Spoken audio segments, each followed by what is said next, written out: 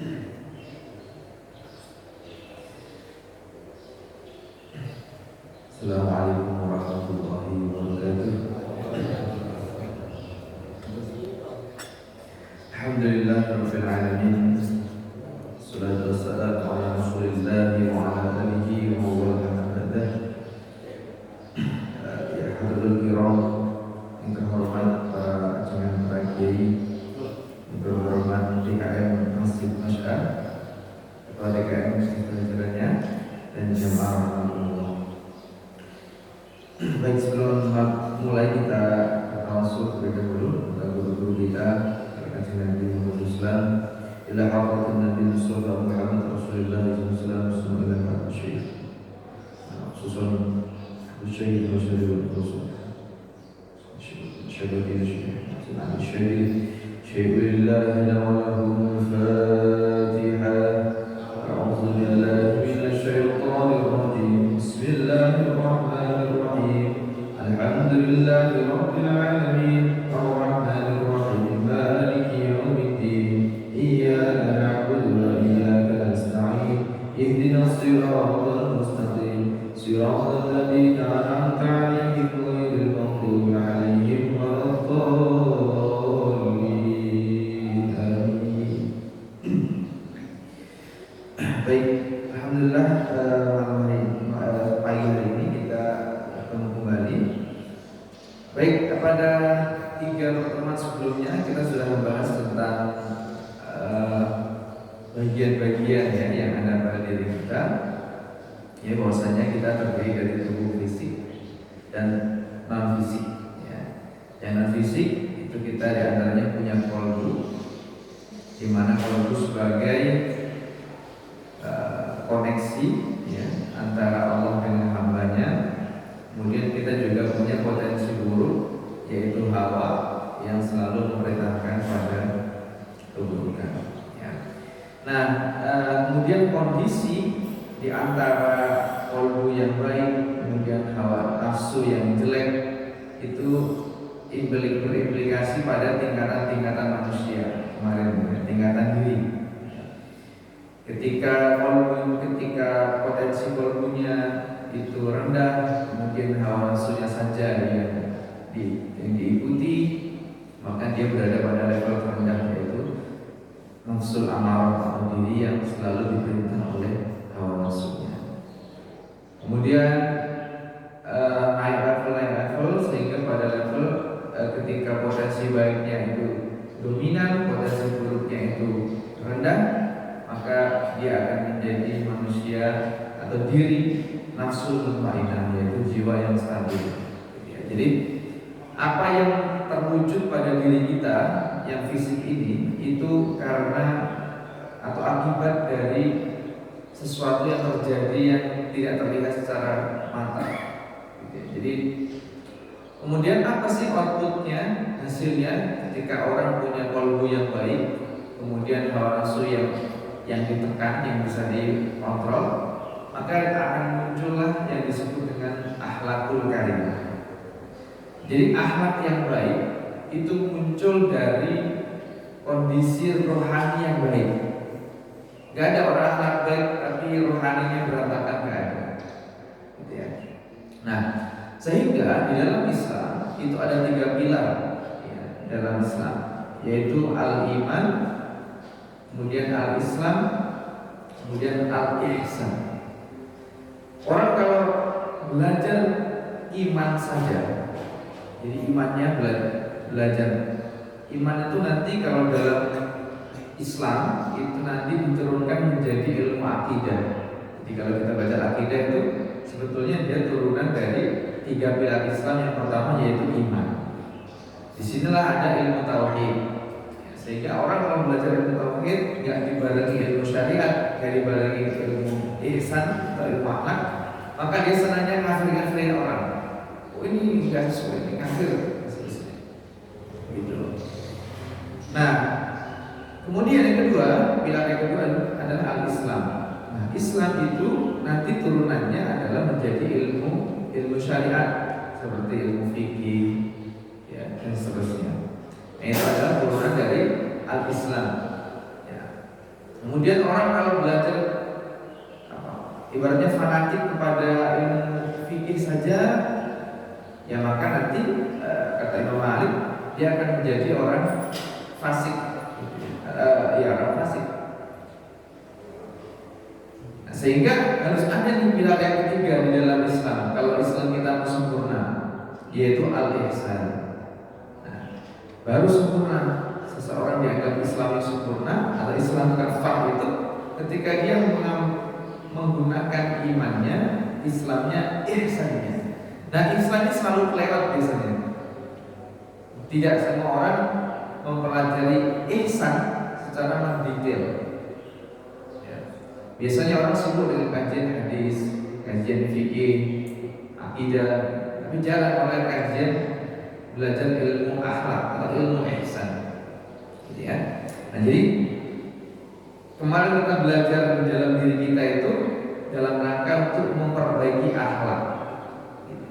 Nah, jadi dari situ. Kemudian ada sabda Nabi yang menarik yang mendasari tadi 3 pilar dalam Islam itu, iman, Islam, ihsan. Di antaranya sabda Nabi sallallahu alaihi wasallam, "Qala fa akhbirni," ini hadisnya panjang saya potong. Jadi suatu ketika Nabi duduk kemudian datang seseorang laki-laki yang dia matanya hitam, bajunya putih, rambutnya hitam, tiba-tiba datang kepada Nabi. Datang tiba-tiba duduk jempolnya itu nempel jempolnya Nabi, jadi nempel berhadapan gitu. Terus orang itu nanya, "Akhbirni anil iman, akhbirni anil ihsan." Kemudian yang terakhir namanya "Fa'akhbirni anil ihsan." Orang itu nanya, "Coba kasih tahu aku apa itu ihsan."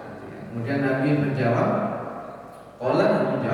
"Anta'budallaha ka'annaka tara, fa illam takun tara fa innahu yarak." Jadi ihsan itu apa? Ihsan itu kalau kita ibadah seakan-akan tuh kita melihat Allah. Jadi kalau kita ibadah seakan-akan melihat Allah. Tapi kalau kita nggak bisa, gimana melihat Allah? Gimana maksudnya seakan-akan? Nggak bisa. Ya maka fa innahu yarak. Sesungguhnya Allah melihat kita. Nah itu ihsan. Jadi rukun ihsan ada rukun iman dan rukun Islam ada rukun ihsan. Rukun ihsan satu. Jadi antara Allah dan anak ketika kita beribadah seakan melihat Allah. Kalau nggak bisa, fa ilam takun tara fa innahu yara. Allah melihat kita saat kita beribadah. Ini adalah ihsan. Nah, ini jangan dibahas. Sebetulnya dalam perjalanannya ya, ulama-ulama kita sudah membahas secara detail ya. Nah, di antara topik kajian yang sudah kita bahas kemarin tentang rohani manusia itu, ini kita ambil dari materi ihsan. Gitu ya. Oke, baik. Nah, sekarang perjalanannya bagaimana? Ihsan jadi apa? Kalau tadi iman itu jadi ilmu akidah, ya. Kemudian Islam itu jadi ilmu syariat. Kemudian ihsan ini jadi apa sekarang? Jadinya ilmu akhlak. Ilmu akhlak yang dalam perjalanannya para ulama-ulama membuat ilmu term baru disebut dengan ilmu tasawuf. Nah, itu adalah penjabaran dari al-ihsan. Gitu. Ya. Nah, sekarang pertanyaannya, dari mana itu kata tasawuf? Gitu ya. Dari mana itu kata tasawuf? Nah, ada yang mengatakan ini dari bahasa Arab. Ada juga yang mengatakan ini serapan dari bahasa yang lain, gitu ya. Di antaranya tasawuf itu ilmunya, ya, bidang ilmunya. Nah, orang yang menekuni tasawuf itu disebut dengan sufi, gitu ya. Ilmu fikih yang menekuni ilmu fikih, ahli ilmu fikih disebut faqih, itulah sama ya. Nah, jadi tasawuf itu adalah secara terminologi ada yang mengatakan dia dari kata sufi. sofa, artinya adalah murni ya. Kemudian ada juga yang mengatakan dari kata sufa, yaitu ahlu sufa. Jadi zaman Nabi itu ada sahabat-sahabat Nabi yang dia punya rumah gitu ya, sehingga tinggalnya itu di teras-teras masjid. Nah, makanya disebut sufa, ahlu sufa. Jadi kalau Nabi makan ya itu makan, kalau enggak ya puasa. Itu ahlu sufa. Zaman dulu sudah ada zaman Nabi. Mungkin kalau sekarang ya kayak mondok atau apa gitu ya. Nah, ada yang mengatakan kata tasawuf itu diambil dari kata ahlu sufa tadi. Ada juga yang mengatakan tasawuf itu dari kata suf itu bulu domba. Kenapa? Apa hubungannya? Ya, karena para ulama dulu itu yang sufi, beliau memakai kain dari wol dari kambing, domba ya. Dan itu menunjukkan bahwa saya itu kesederhanaannya dulu. Kalau sekarang orang pakai kain mewah, dulu itu sederhana, pakai kain dari kain wol itu, gitu ya. Jadi dari situlah kata tasawuf. Ada yang mengatakan ya tasawufa, ya tasawufa dari situ. Nah, jadi tadi intinya, jadi di dalam Islam ada 3, iman, Islam, ihsan. Ihsan inilah yang kemudian menjadi akhlak atau ilmu tasawuf. Nah, sekarang siapa tokoh-tokoh yang mendasari ilmu tasawuf? Mungkin kalau dalam akidah ya, kita sering mendengar Imam Abu Hasan al-Asy'ari, Imam Mansur al-Maturidi, Abu Hasan al-Asy'ari, ya sering mendengar. Itu ulama-ulama yang kita pegang dalam ilmu akidah. Kalau dalam fikih ya sering mendengar ya, ada Imam Malik, Imam Abu Hanifah, Imam Syafi'i, Imam Hambali. Nah, di Indonesia itu mayoritas adalah Imam Syafi'i gitu. Nah, dalam tasawuf siapa? Mungkin dulu kalau kita di kampung, saya dari kampung kebetulan, itu pasti ada manakib atau lain-lain ya. Itu kalau kita baca, kalau kita tahu artinya, itu sebetulnya kita sedang ini ya, kita membacakan ceritanya atau riwayat dari Syekh Abdul Qadir Al-Jilani. Itu kalau orang Indonesia itu pasti tahu. Orang manakiban itu yang dibaca itu ceritanya Syekh Abdul Qadir Al-Jilani. Nah, beliau itu termasuk pembesarnya ahli tasawuf. Seperti itu. Ya. Jadi jangan cuma dibaca manakibnya, tapi harus dipelajari apa sih inti ajaran dari Syekh Abdul Qadir Al-Jilani. Seperti itu. Nah, sekarang saya akan ceritakan sedikit bagaimana ilmu tasawuf itu sampai kepada kita. Ya. Di zaman dulu ceritanya begini. Suatu ketika Sayyidina Ali itu kalau bahasa sekarang itu ditalki. Jadi suatu ketika mau diajari zikir, ya, sebenarnya mau diajari zikir. Kemudian kata Nabi, jendelanya bisa buka ya, tutup. Kemudian Nabi memerintahkan pejamkan matamu. Sayyidina Ali sudah pejam. Kemudian Sayyidina Ali ditalkin atau diajari zikir. Ya, zikir. Pejamkan matamu, ikuti aku, la ilaha illallah 3 kali. Ya, jadi zikir itu 3 kali. Nah, itu diantaranya. Nah, kemudian karena begini, ujung dari tasawuf itu nanti syaratnya atau jalurnya itu nanti berujung pada Sayyidina Ali dan Sayyidina Abu Bakar. Nah, kemudian Sayyidina Ali punya murid. Nah, diantaranya muridnya itu adalah Hasan al-Basri. Hasan al-Basri sudah sering mendengar ya, adalah ulama yang sangat zuhud di zamannya. Ya, kemudian punya murid. Di antaranya yang terkenal juga adalah Al-Imam Junaid al-Baghdadi. Nah, beliau mengatakan tasawuf itu apa? Tasawuf adalah suatu kondisi seorang hamba tidak memperhatikan apapun yang di luar batas dirinya. Dia tidak berkompromi dengan siapapun selain dengan Tuhannya, dan hanya berinteraksi dengan momen dirinya yang tepat. Jadi Imam Junaid Al-Baghdadi beliau menerjemahkan tasawuf itu sebagai kondisi hamba. Jadi kondisi hamba tidak memperhatikan apapun yang di luar batas dirinya. Jadi dia kalau dia sudah bukan ranahnya, maka dia gak akan ikut campur. Yang di atas sudah kita contohkan kemarin tentang rezeki. Rezeki itu kan urusan Allah. Bagian kita berapa itu urusan Allah. Nah, maka orang yang mendalami ilmu tasawuf, maka dia sudah kan, pokoknya dia tugasnya dia berusaha aja. Hasilnya apa urusan Allah. Jadi kalau kita sudah berkeyakinan seperti itu, sebetulnya kita sudah bertasawuf, gitu ya. Baik. Nah, kemudian beliau punya murid di antaranya turun-temurun sampai nanti pada Syekh Abdul Qadir Al-Jilani. Syekh Abdul Qadir Al-Jilani punya murid ya, sampai sekarang itu masih silsilahnya masih ada ya. Masih ada sampai sekarang ulama-ulama yang diantaranya bersambung sanadnya kepada Syekh Abdul Qadir Al-Jilani ya. Nanti akan saya terangkan dari tasawuf yang akan bertransformasi menjadi yang disebut dengan tauhid. Nah, kemudian para ulama ini membagi lah ya, kalau supaya lebih mudah itu dibagi supaya kita lebih mudah paham. Di antaranya dalam banyak kitab tasawuf dijelaskan, di antaranya adalah Kifayatul Azkiya wa Minhajul Asfiya.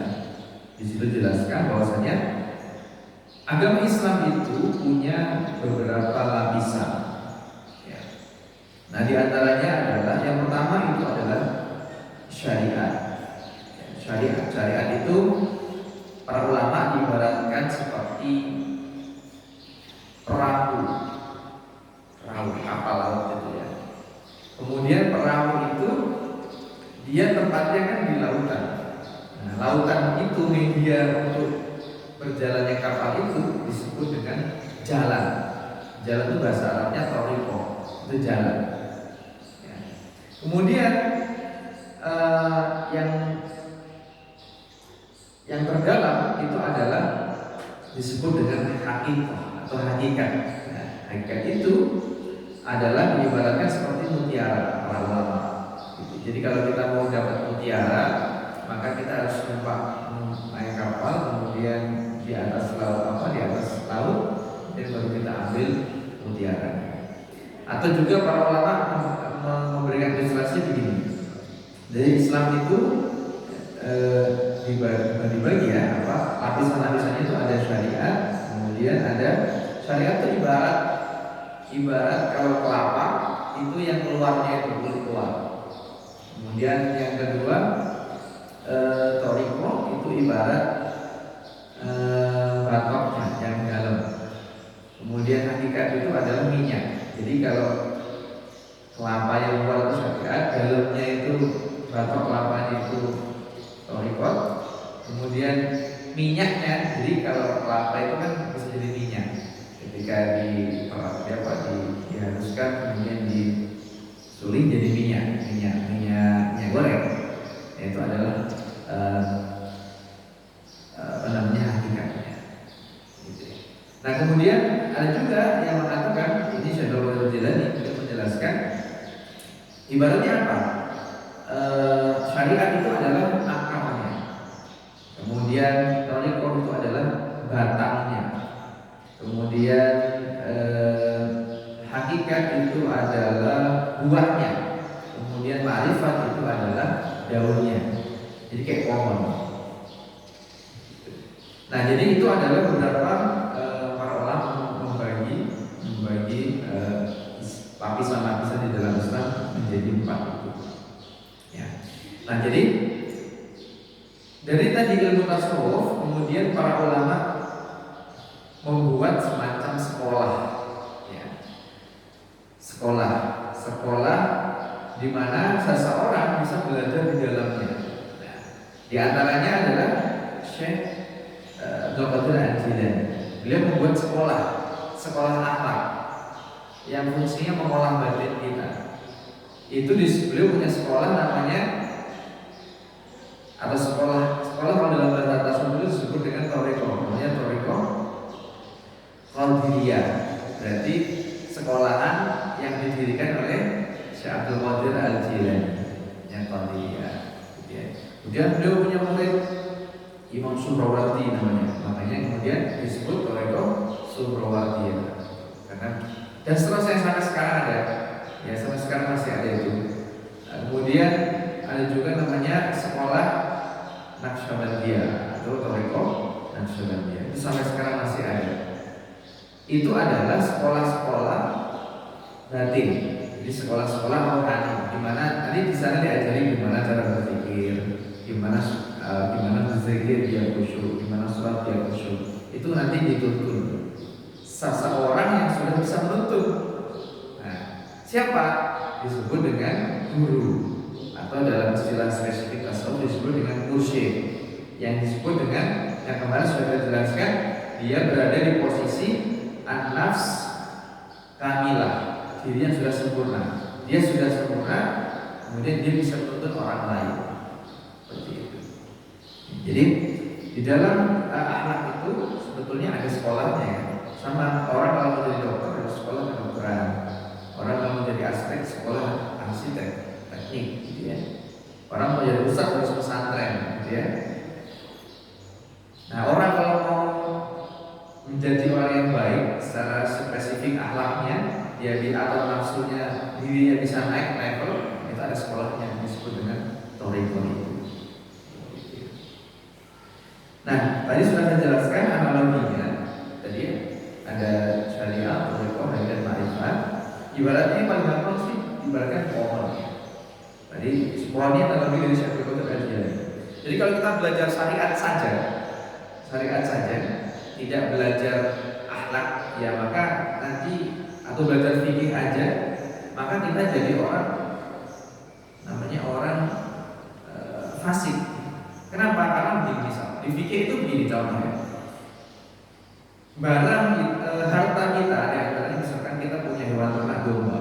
Domba itu kalau sudah 40, misalnya 40 domba, itu harus dizakati satu domba. Ya. Nah, tapi karena kita hanya pegang pada fikih, ya, ketika kita punya kambing 39, kemudian mau jadi 40 dijual. Kenapa? Biar gak zakat gitu. Itu kan secara fikih sah. Tapi kan secara akhlak apa ya? Apa baik itu? Itulah di situ. Kalau kita hanya berpegang pada fikih saja, kita akan jadi orang ya ibaratnya bisa diakali lah kan. Orang pintar kan bisa mengakali hukum sama. Kalau hukum negara itu bisa diakali, hukum fikih juga bisa diakali. Ya. Maka kalau kita hanya terfokus pada ilmu fikih saja, kita akan terperdaya, kita akan mengakali hukum itu. Tadi contohnya, kita sudah punya 40 kambing, tapi karena nggak pengen keluar, nggak boleh dizakati, karena dia nggak rela. Ini kambing saya pelihara susah nih, masa kasih doang. Kemudian ketika udah 40 dia kasih, jadi 39, mana 40 kasih lagi. Nah gitu. Jadi nggak cukup itu ilmu fikih saja, itu nggak cukup. Nanti kita jadi orang fasik. Maka perlu diimbangi dengan ilmu akhlak atau ilmu tasawuf itu. Jadi pohon syariat itu ibarat pohon, ya pohon. Kemudian thariqah itu ibarat cabang-cabangnya. Kemudian ma'rifat itu ibarat daunnya. Kemudian hakikat adalah buahnya. Jadi tujuan kita adalah menempuh jalan hakikat. Maksudnya apa? Kita menempuh jalan menuju Allah. Itu kita sebetulnya sedang menuju hakikat. Hakikat yang kita sembahkan Allah Subhanahu wa taala, ya. Karena apa? Karena di dalam perjalanan itu karena kita menyembah uang, karena kita menyembah anak kita, karena kita enggak sadar, karena kita menyembah hawa nafsu kita. Maka di Quran dijelaskan kepadanya, orang bisa menyembah nafsunya. Kenapa? Karena dia hawa nafsunya pengen apa selalu diturutin terus. Dan seterusnya. Jadi kita harus bisa sampai menuju Allah. Harus yang kita sembah itu benar-benar Allah, gitu. Enggak yang lain. Yang disembah itu bukan pujian orang. Kita kan sholat baik, suaranya bagus jadi imam misalnya, Bismillahirrahmanirrahim atau pas dan seterusnya ya. Tapi niatnya biar dianggap orang ini suaranya bagus nih. Nah, berarti yang dia ingin dapat pujian dari orang lain. Berarti dia sedang menyembah pujian gitu. Nah, jadi gimana sih kita supaya menyembah itu Allah aja? Yaitu kita perlu melatih rohani ini. Latih gimana kolbunya supaya selalu ingat Allah, gimana nafsunya supaya ditekan gitu. Ya, dan seterusnya. Nah, jadi dari situlah, jadi ketika batin ini sudah kuat, maka akan menjadi akhlak yang baik, keluarnya akan jadi akhlak yang baik gitu ya. Nah, di dalam perjalanan itu perlu bimbingan gitu ya. Perlu bimbingan, perlu sekolah. Nah, sekolah itu disebut dengan thariqah. Nah, thariqah nanti itu akan mengantarkan kita kepada hakikat dan makrifat. Tapi nggak bisa orang mengaku berthariqah tapi nggak menjalankan syariat. Awas. Nanti kalau di dalam, karena ajaran-ajaran yang menyimpang, ya, contoh misalkan ada ajaran yang ditangkap itu ajaran hakikat, namanya hakikat. Itu ajarannya itu menyimpang banget tuh. Jadi laki-laki perempuan mandi bareng. Nah, hati-hati. Ada juga orang mengaku dia ini sebenarnya thariqah tertentu, tapi dia nggak sholat, udah tinggalin, jangan sampai. Ya. Jadi orang yang di dalam thariqah dan hakikat itu pasti menjalankan syariat, nggak akan bisa. Ya. Salah itu pasti wajib ditinggalkan itu, ya. Wajib ditinggalkan. Nanti kalau ditawarin orang, kamu ikut saya ikut thariqah apa gitu, sebenarnya apa diajarin gitu dan seterusnya. Tapi kok lihat aja kesehariannya orang itu, dia jamaah nggak ke masjid nggak gitu. Dia zakat, dia sebenarnya kalau enggak ya udah tinggal itu omong-omong doang. Itu jadi syariat itu harga mati nggak boleh tinggal.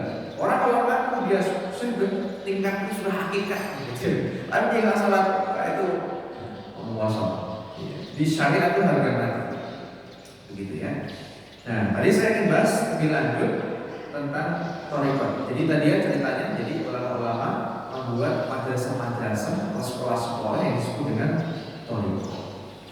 Nah, nanti jangan bingung karena begini, perjalanannya itu misalkan ya, Syekh Abdul Qadir Jilani punya murid Imam Suhrawardi, Syekh Abdul Qadir punya sekolah sendiri, nanti Imam Suhrawardi punya sekolah sendiri, gitu. Sehingga nanti sampai sekarang ada banyak sekolah atau banyak thariqah di dunia. Nah, di Indonesia thariqah yang mu'tabarah atau sekolah yang sudah terlisensi, atau sekarang yang sudah terdaftar di Kemenang, sekolah-sekolah itu. Nah, thariqah yang terlisensi sekarang itu terdaftar di dalam namanya Jam'iyah Ahli Thariqah Al-Mu'tabarah An-Nahdiyah. Namanya singkat JATMA. Jadi organisasi thariqah yang menaungi thariqah yang mu'tabar di Indonesia. Nah, sekarang ketuanya itu atau roisnya itu adalah Maulana Habib Lutfi bin Yahya. Habib Lutfi. Jadi beliau yang mengetuai organisasi thariqah se-Indonesia. Ada 43 thariqah yang mu'tabar. Di luar itu tidak menjamin dia mu'tabar. Tidak mu'tabar itu apa? Maksudnya begini. Jadi dia tidak nyambung. Jadi silsilahnya tidak bersambung pada Nabi Muhammad. Itu dianggap tidak mu'tabar. Atau amalia-amalia ini menyimpang dari syariat, itu tidak mu'tabar. Tapi kalau mu'tabar itu sudah pasti jalur syaratnya nyambung pada Nabi Muhammad, kemudian tidak ada amalia-amalia yang menyimpang. Itulah pentingnya thariqah yang mu'tabar. Atau gambarnya seperti sekolah yang terakreditasi, gitu. Seperti itu. Nah, nanti di dalam thariqah itu, ini saya akan disini sedikit ya. Kita akan diajari yang disebut namanya zikir. Dan zikir itu nggak bisa sembarangan ya. Zikir itu bagaimana zikir itu bisa masuk ke dalam diri kita. Di antaranya saya ambilkan dari Miftahus Sudur yang dikarang oleh Syekh Abdul Wahab Tajul Arifin atau sering disebut dengan Abah. Beliau mengarang sebuah kitab namanya Miftahus Sudur, yaitu kitab membuka dada. Di dalam dada itu ada qalbu, di dalam qalbu ada roh itu. Kitabnya itu. Bagaimana zikir itu bisa tembus ke dalam qalbu kita? Bagaimana zikir itu tidak cuma di lisan saja? Setidaknya ada 3 syarat kata beliau. Yang pertama, wudu yang sempurna. Jadi kalau mau zikir, wudu dulu. Tapi yang sempurna. Gimana wudu sempurna? tentu harus sempurna secara syariat, harus sempurna secara batinnya. Secara syariat apa? Jadi sunnah-sunnah wudu harus dilakukan.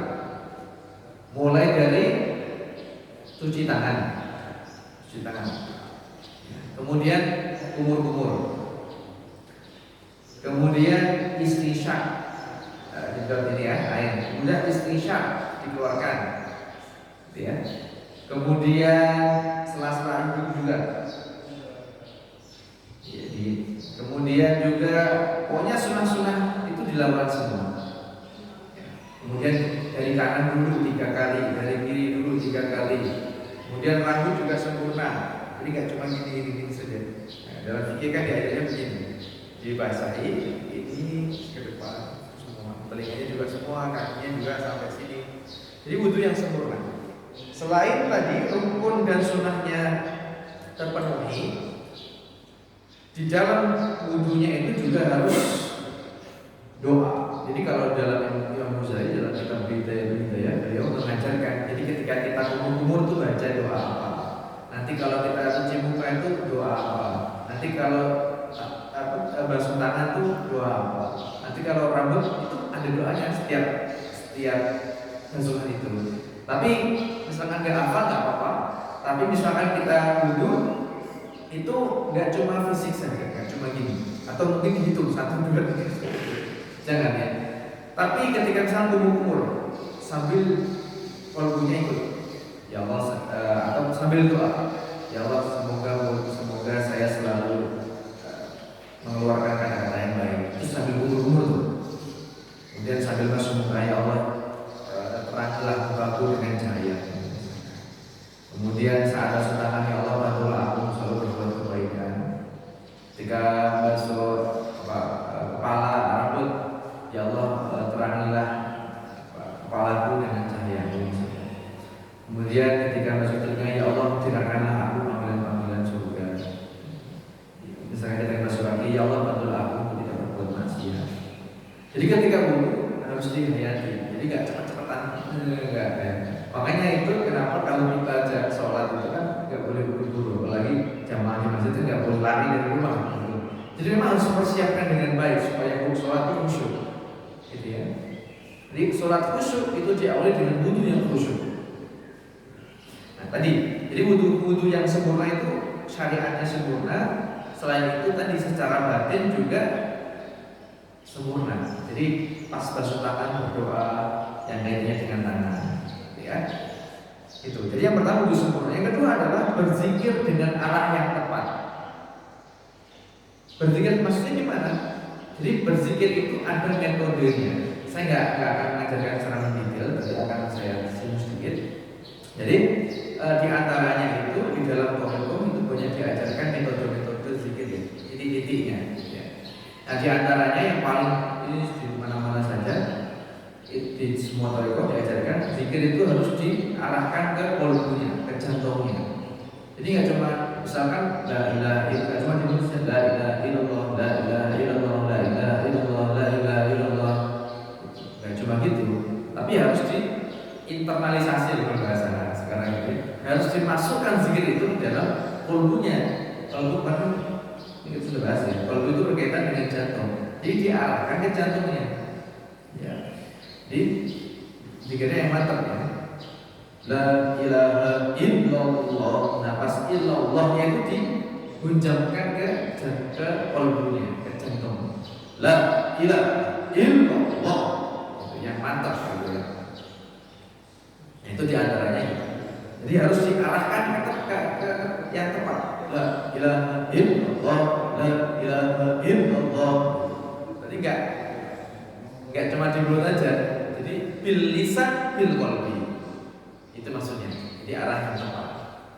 Yang kedua itu. Yang ketiga dengan suara yang kuat. Di suara yang kencang kata beliau. Ya, karena beliau thariqahnya adalah qadiriyah. Jadi karena beliau adalah thariqahnya qadiriyah. Jadi pasangannya nyambung pada Syekh Abdul Qadir Al-Jilani. Qadiriyah Naqsyabandiyah. Maka zikirnya keras karena ciri zikir keras itu adalah sekolahnya Syekh Abdul Qadir Al-Jilani. Itu zikirnya keras cirinya. Kenapa? Kata beliau Kolbu itu bisa lebih keras dari batu. Ya, kemarin sudah kita bahas juga ya kolbu. Nah, maka harus pukul yang keras biar ngefek gitu kata beliau. Maka kalau zikir ibaratnya dipukulin ke kolbunya. La ilaha illallah. Gitu. Terus dihantam gitu ke kolbu. Nah, itu diantaranya itu 3. Ya, 3. Wudu yang sempurna, arahnya tepat, zikirnya kuat. Itu salah satu aja. Itu zikir jahar namanya, zikir yang kencang. Nah, ada juga zikir yang sir. Zikir sir itu zikir yang enggak pernah dengar orang. Zikirnya enggak bil lisan, tapi bil qalbi. Jantungnya aja. Nanti dalam perjalanannya, ya itu lebih fokus pada thariqah Naqsabandiyah. Ya, nanti syaratnya itu nyambung kepada Sayyidina Abu Bakar. Ya, itu juga diajarkan Nabi juga. Nah, itu zikirnya cirinya zikirnya sir, tapi juga diajarin zikir jahar juga. Zikir sir, zikirnya itu tidak dengan mulut, zikirnya dengan kalbunya saja. Di mulutnya diam, malah harus dikunci ya, dikunci, nggak boleh ini. Nah ininya, intinya ya berzikir, diajar nanti. Allah, apa macam-macam ya, Hayyu Allah, Hayyu Hayyu. Itu nanti ada tingkat-tingkatan. Sama, ini bisa naik kelas juga. Naik kelas 1, kelas 2, kelas 3, kelas 4, kelas 5, kelas 6 sama. Jadi ada tingkatannya juga. Kalau kita mau jadi arsitek aja harus kuliah. Maka kalau kita mau memperbaiki kolbu kita, rohani kita juga harus sekolahnya. Harus ada gurunya juga. Kalau nggak tersesat nanti. Ini bahaya juga nih. Kayak misalkan banyak juga orang yang dia zikir tapi zikir yang tertentu ya. Dia nggak pakai guru, dia zikir thariqah tapi nggak pakai guru. Nah itu bahaya juga. Ya bisa karena godaannya banyak. Nanti kadang setan dia bisa bahasanya itu bukan berfutuh ya, kalau dia bisa mengelabui. Nah ini ada cerita menarik. Syaikhul Qadir Al-Jilani, yang kita sering menghakimi itu. Jadi beliau itu suatu ketika di fase tertentu itu sudah tingkatan rohani tertentu, pas lagi zikir itu ya, kemudian ada suara datang, wahai Abdul Qadir, kamu sudah sampai kepada ada Allah, dia ngaku Allah, sudah sampai kepadaku. Sekarang sesuatu yang haram sudah aku halalkan. Jadi yang misalkan khamr haram jadi halal, sholat wajib jadi nggak wajib. Kata suara itu, kamu sudah sampai kepadaku. Sekarang yang halal sudah, yang haram sudah boleh kamu lakukan. Tapi karena Syaikhul Qadir itu selain ahli tasawuf, beliau juga ahli fikih. Beliau ahli 2 madzhab. Beliau madzhab Hanafi, Syafi'i. Syaikhul Qadir itu Hambali Syafi'i. Atau beliau menggiring kamu setan. Gak mungkin sesuatu yang sudah diharamkan oleh syariat gak mungkin dihalalkan. Nah akhirnya setannya kabur. Jadi selevel Syaikhul Qadir Al-Jilani bisa digoda setan. Coba kalau kita yang digoda, misalnya kita sudah zikir, sudah baca Quran, sudah puasa berapa hari ya. Kemudian pas kita zikir ada suara, wahai Pak Ijo gitu ya, kamu sudah sampai kepadaku. Sekarang yang haram sudah boleh kamu lakukan. Kalau kita gitu, misalkan ya mungkin jadi ya. Maka kejadian ketika ada orang aku dapat wahyu, orang aku dapat nabi baru, nah itu adalah kejadian itu. Dia digoda sama setan. Maka kalau kita nggak punya guru, yaitu nanti kita akan diperosokkan oleh setan. Makanya muncul sebuah kalimat, barang siapa dia belajar tanpa seorang guru, maka gurunya adalah syaitan. Masalah bila mu'allim, maka fasyaihu syaitan. Masalah bila syaitan, fasyaihu syaitan. Maka jadinya kayak musadeh, lihat aja. Itu jangan dikira dia tidak ibadah ya. Musadeh itu dalam pengakuannya dia sudah membaca kitab Ihya Ulumuddin, belum terjemah mungkin.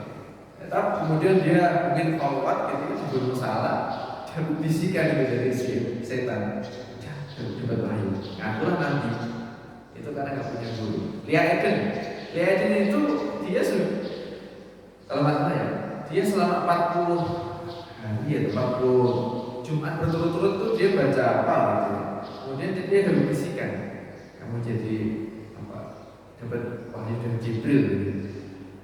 Ya, maka dia ngaku nabi gitu juga. Itu karena nggak punya guru itu. Dia melakukan amal-amal khusus, tapi nggak punya guru. Tapi amalan umum boleh, zikir umum boleh. Tapi yang khusus gitu, misalkan baca apa sih berapa ratus kali, kemudian puasa apa, itu harus ada gurunya.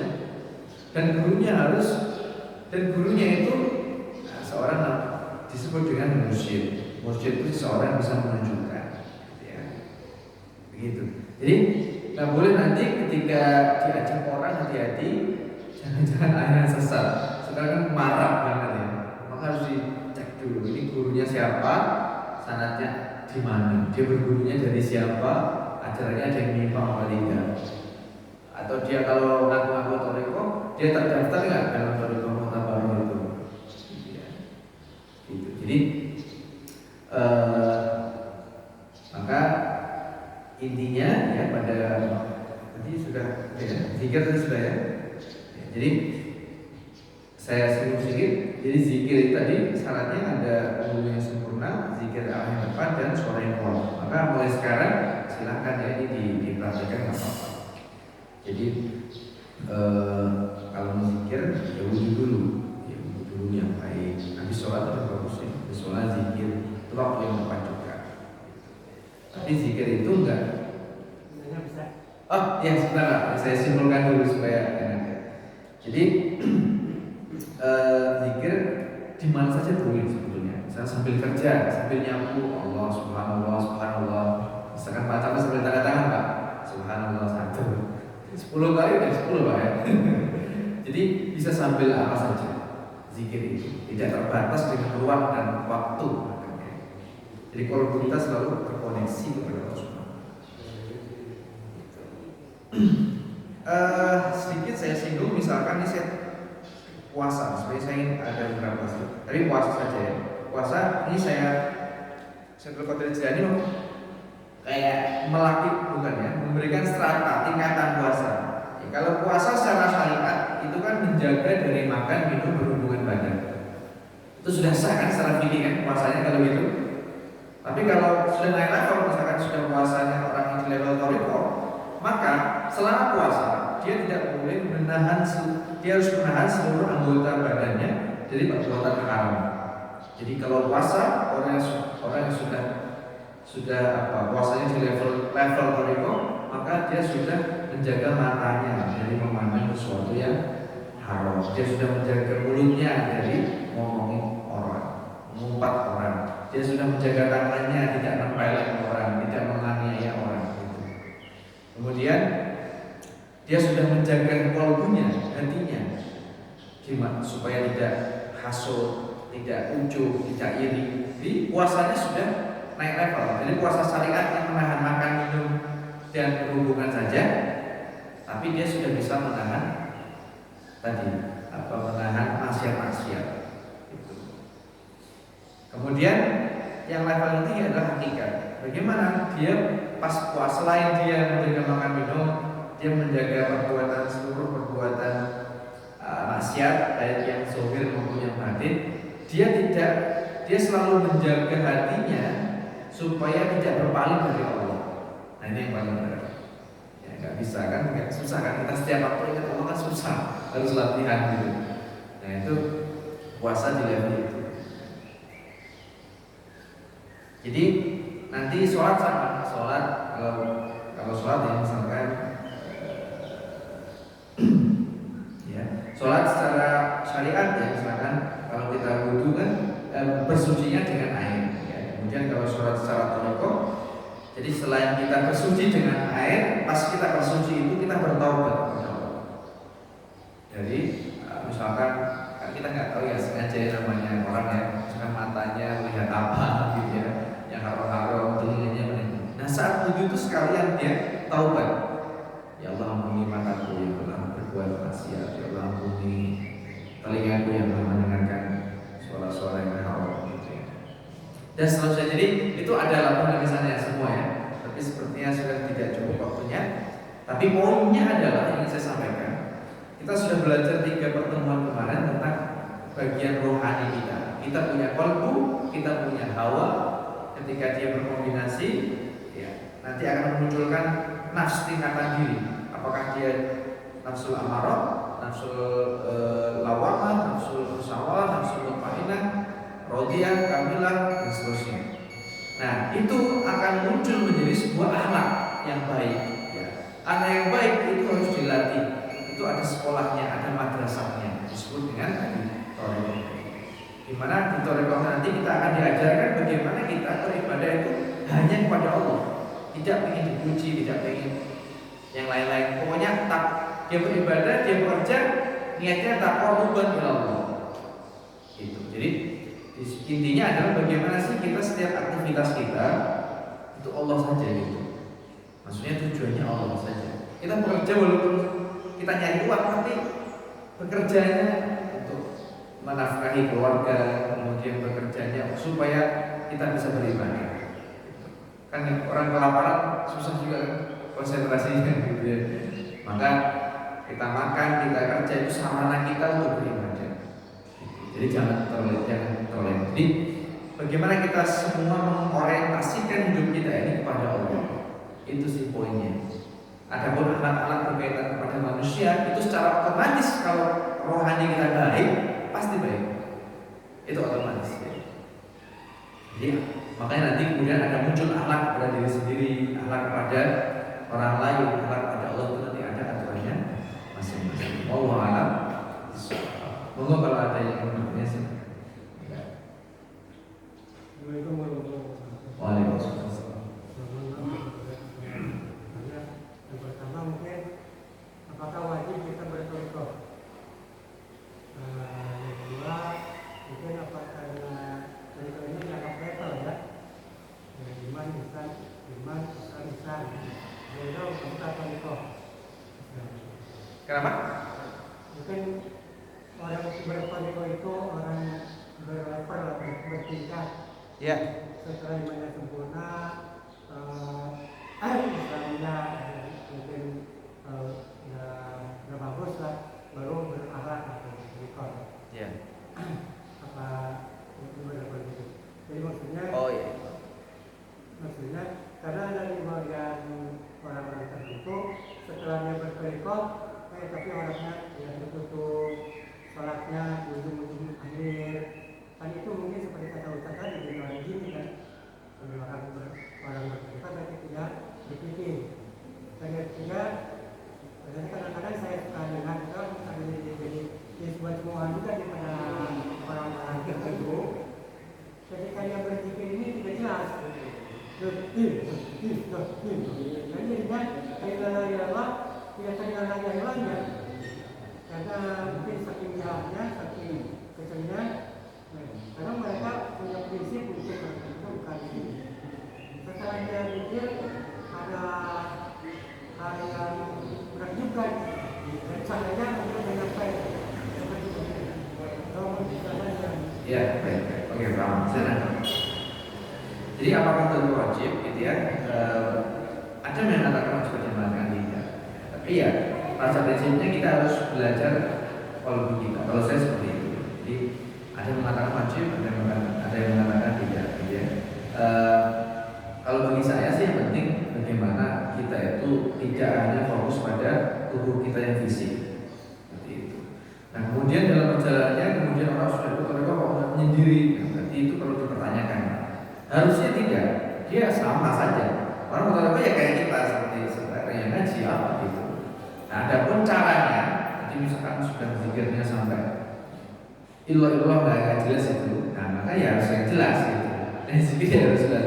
La ilaha illallah itu harus jelas, karena itu nanti berkaitannya dengan makna. La ilaha illallah. Itu pelan-pelan saja, nggak usah kenceng-kenceng. Makanya kalau zikir jangan ini sama saja.